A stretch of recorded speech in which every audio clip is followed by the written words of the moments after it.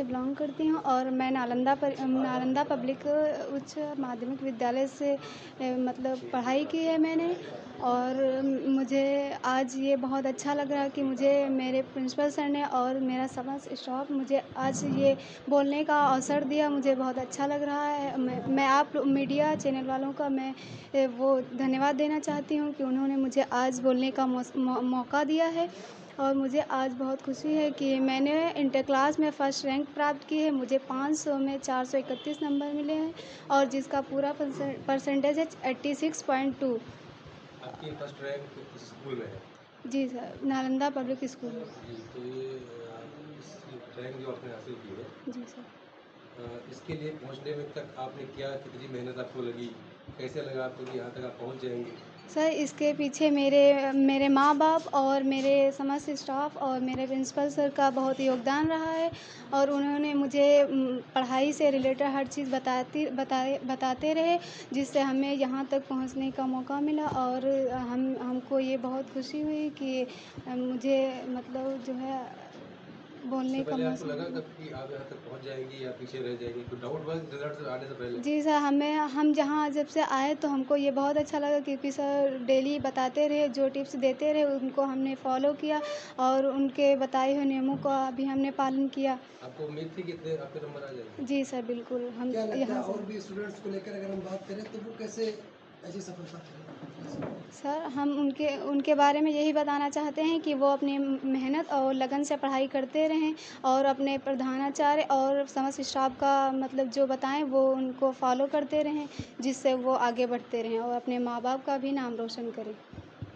क्या नाम है आपका? मेरा नाम पारुल यादव है और मेरे क्लास 12th में 3rd रैंक आई है और इसमें मेरे माता पिता और मेरे प्रिंसिपल सर का बहुत योगदान रहा और मेरे सभी अध्यापकों ने मुझे बहुत सी टिप्स दी और मेरे प्रिंसिपल सर बताते रहे कैसे पढ़ना है, कितनी देर पढ़ना है और माता पिता ने हमको पढ़ने के लिए प्रेरित करते रहे और उनका हम बहुत ही थैंकफुल हूँ। प्रिंसिपल सर ने रोज़ हमें प्रेरित करते रहे कैसे क्या पढ़ना लगता है। है कि आपको इतने अच्छे नंबर होने पर कितनी सफलता कहाँ तक कैसे क्या करना पड़ा?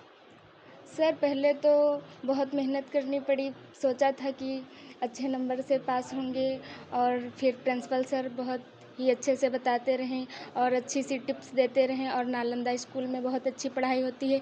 सभी टीचर्स अच्छे से पढ़ाते हैं, सारे डाउट्स क्लियर करते हैं और बहुत अच्छे से पढ़ाते हैं।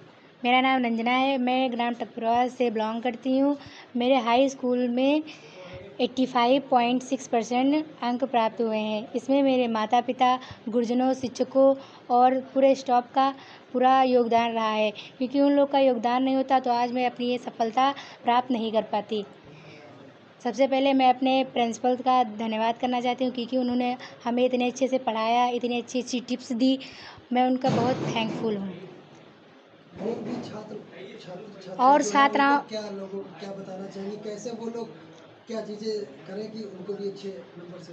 मैं उनको यही बताना चाहती हूँ कि वो अपनी मेहनत और लगन से पढ़ाई करें, जिससे उनसे अच्छे अंक प्राप्त हो। अपने गुरुजनों का कहना मानें, जो स्कूल में बताया जाए वो डेली वर्क करें और जैसे कि शिक्षक जो लोग बताते हैं उनकी बातें सुने और जो बताते हैं उनके नियम कानून सबको फॉलो करें। नालंदा पब्लिक स्कूल की बात करें तो यहाँ पर छात्र और शिक्षक के बीच कैसा व्यवहार रहता है? छात्र और शिक्षक के बीच ऐसा व्यवहार रहता है जैसे कि कोई डाउट्स हो तो वो एकदम से क्लियर कर देते हैं, एकदम फ्रेंडशिप वाला रिश्ता रहता है।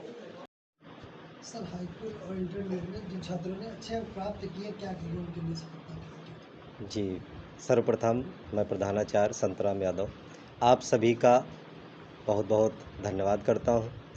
और बोर्ड परीक्षा 2024 में पास हुए सभी हमारे हाई स्कूल और इंटर के बच्चे जिन्होंने अच्छे नंबरों से सफलता प्राप्त की है, मेरिट लिस्ट में नाम आया है, तो उन सबको भी बहुत बहुत धन्यवाद।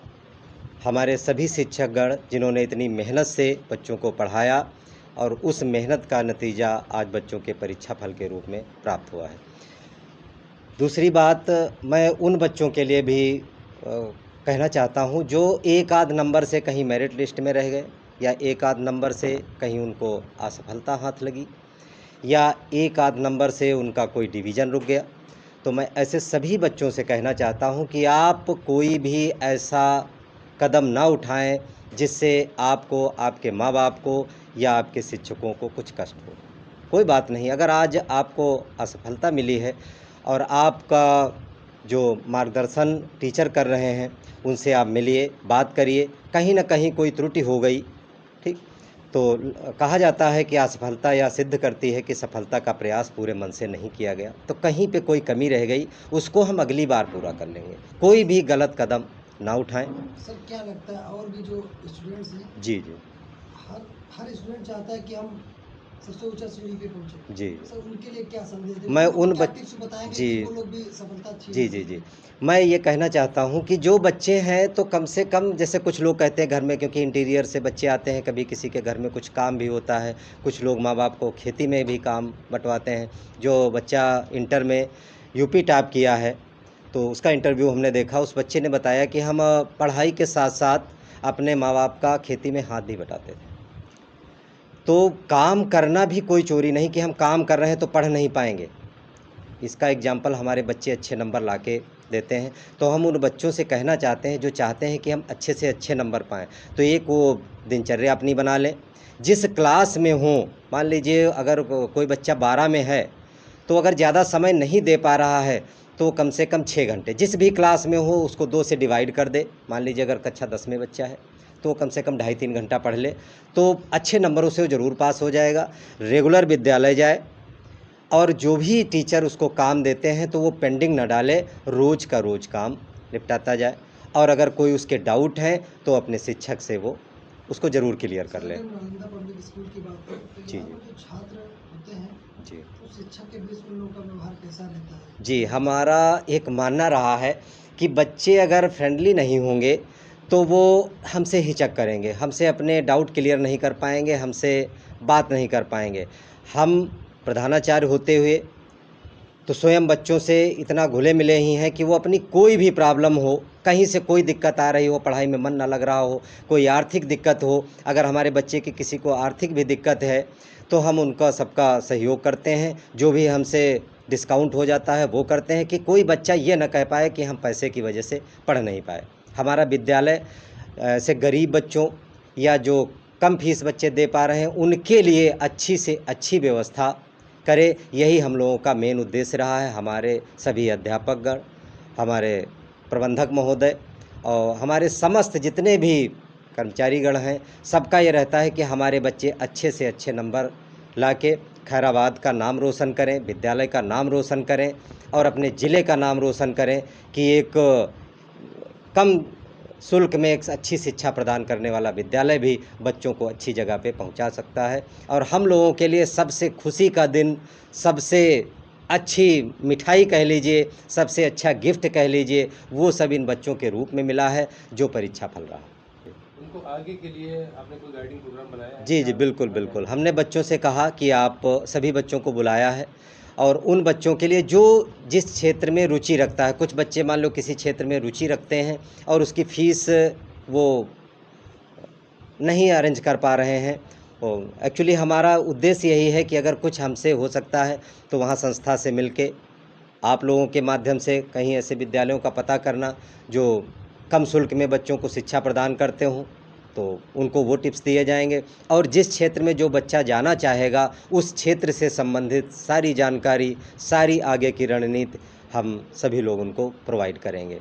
और जो हाई स्कूल में बच्चे पास आउट हुए हैं उनके लिए कि कौन बायो का क्षेत्र में जाना चाहता है, कौन मैथ्स के क्षेत्र में जाना चाहता है, कौन आगे क्या करना चाहता है, कैसी रणनीति से उनको पढ़ाई करनी है, इन सब के लिए हम सभी का पूर्ण योगदान।